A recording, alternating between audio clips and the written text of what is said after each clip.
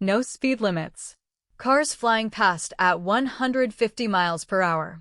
It sounds like a recipe for disaster. Most people assume the Autobahn must be one of the deadliest roads on Earth, but the data tells a completely different story. In fact, per mile traveled, Germany's Autobahn is statistically safer than many speed-limited highways in the United States. So how is that even possible? For decades, the German Autobahn has built a reputation as a lawless stretch of highway where drivers push their cars to the limit with no rules holding them back.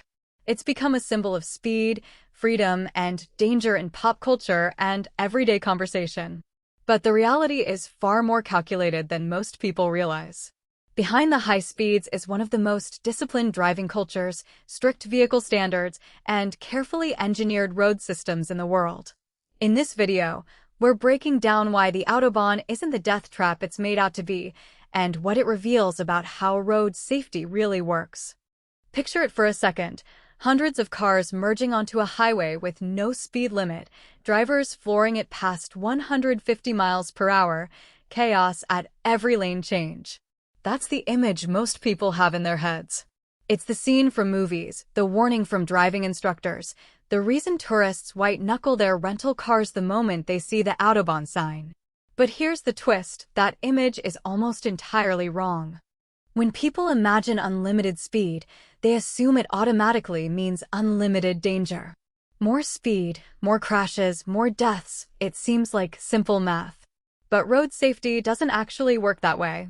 In fact, when researchers compare fatality rates per mile driven, the Autobahn consistently performs on par with, or even better than, many speed-limited highways around the world, including major interstates in the United States. So if speed alone isn't the deciding factor, what is? The answer lies not in how fast people are allowed to drive, but in everything else Germany has built around that freedom: the training, the vehicles, the road engineering, and the culture of discipline behind the wheel. And that's where the real story begins. In Germany, getting a driver's license isn't a quick trip to the DMV, it's closer to earning a professional certification. And that difference changes everything about who's actually allowed behind the wheel at high speed. To get licensed in Germany, aspiring drivers must complete a minimum number of mandatory theory lessons and practical driving hours with a certified instructor, no shortcuts, no learning purely from a parent in a parking lot. Students are required to take lessons in different conditions: night driving, highway driving, and even skid control training on slippery surfaces. Many must also complete a first aid course before they're allowed to test.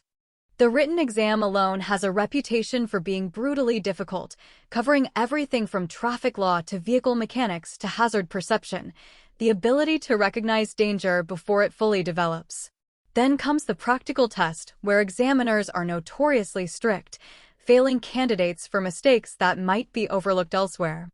By the time someone earns a German license, they've typically spent significantly more time, training, and money than drivers in most other countries, often totaling well over €1,000 in lessons and fees. It's expensive and time-consuming by design. The result is a pool of drivers who aren't just legally allowed to drive fast, they've been specifically trained to handle the responsibility that comes with it.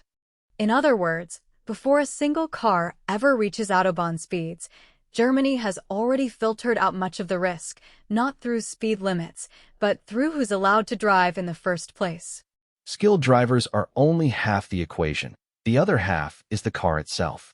And in Germany, vehicles are held to a standard that many countries simply don't enforce.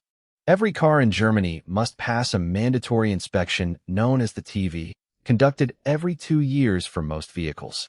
This isn't a quick once-over. Inspectors thoroughly check brakes, tires, suspension, lights, emissions, and structural safety. If a vehicle doesn't meet the standard, it isn't allowed back on the road until the issues are fixed. There's no gray area, no easy pass. This matters enormously at high speed.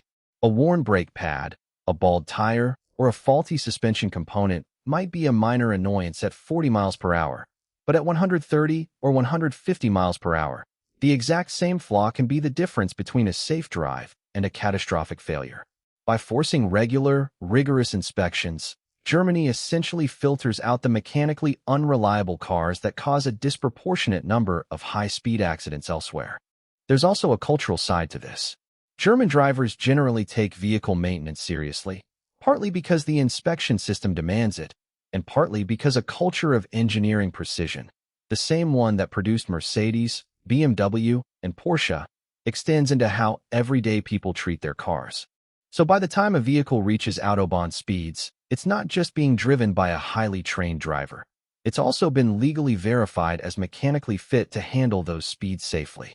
Combine a skilled driver with a well-maintained machine, and a huge portion of the risk is eliminated before the car even merges onto the highway.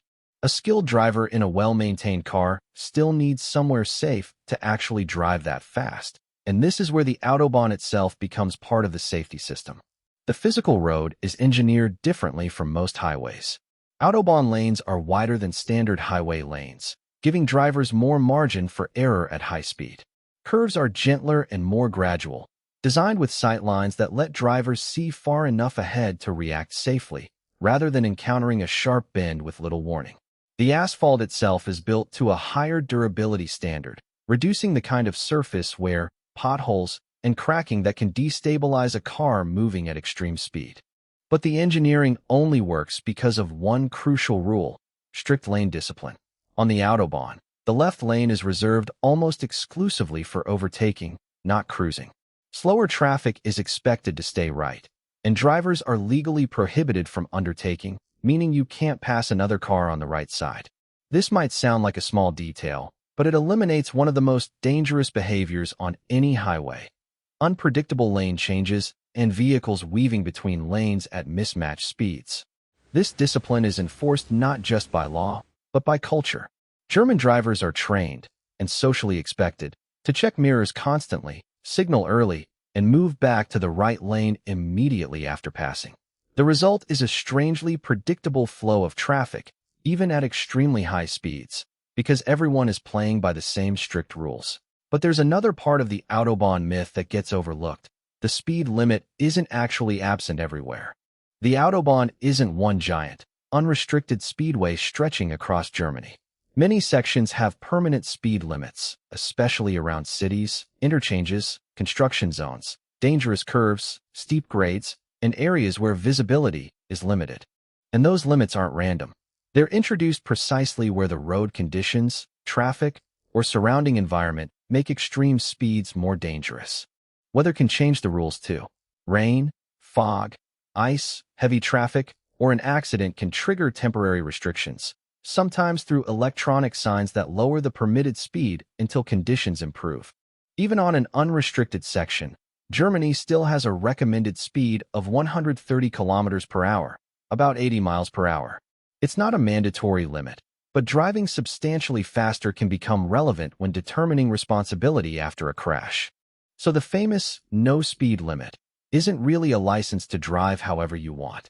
It's closer to a controlled release of freedom. Where the conditions can support higher speeds, drivers get more freedom. Where they can't, the restrictions come back.